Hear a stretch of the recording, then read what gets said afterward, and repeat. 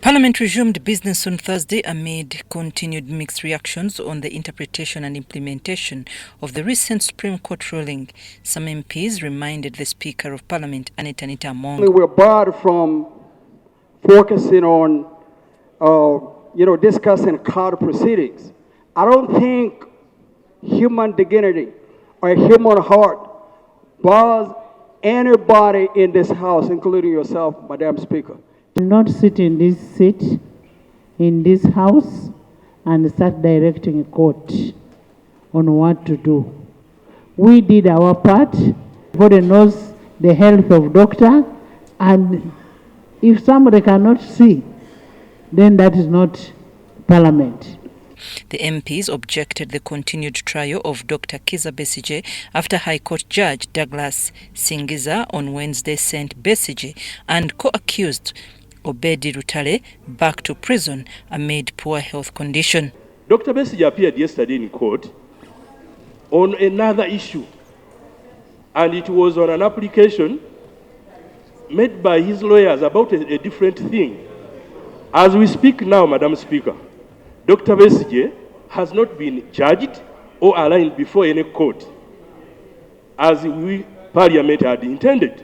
The Member of Parliament for Bugiri Municipality, Asuman Basalira, wanted a status report pursuant of what Parliament had agreed on Tuesday regarding Dr. Besigye's health. And the Attorney General, since there were commitments and undertakings made on the floor, wouldn't it be better for you to come and update this House on the status report or progress of the commitments and undertakings that we took with the Deputy Attorney General Kafuzi Jackson responded, but distancing himself from a matter considered sub judice.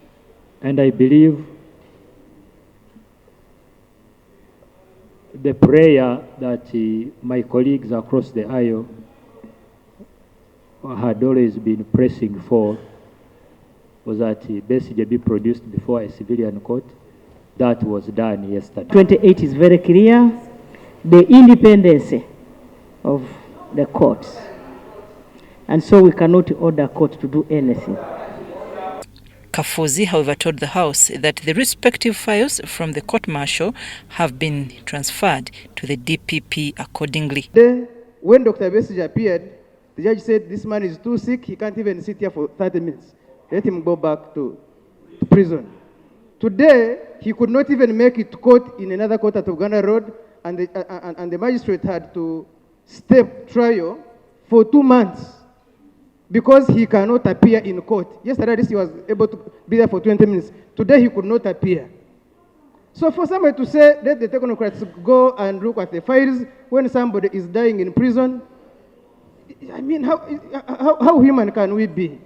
Once the DPP receives a file, the DPP is supposed to read the facts on the file, and if the DPP is convinced that the facts and evidence reveal a case, then the file will be sanctioned. So the file is with the DPP? So I want to tell you that the files have been transferred to the civil court and to the DPP. DPP is meant to operate independently.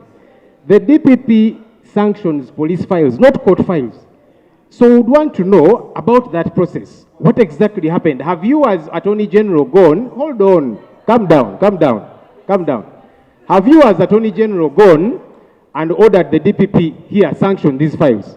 The Speaker of Parliament, Anita Among, urged lawyers of Dr. Besigye to make follow-up with DPP. Can you kindly make a follow-up with the DPP and then to the court?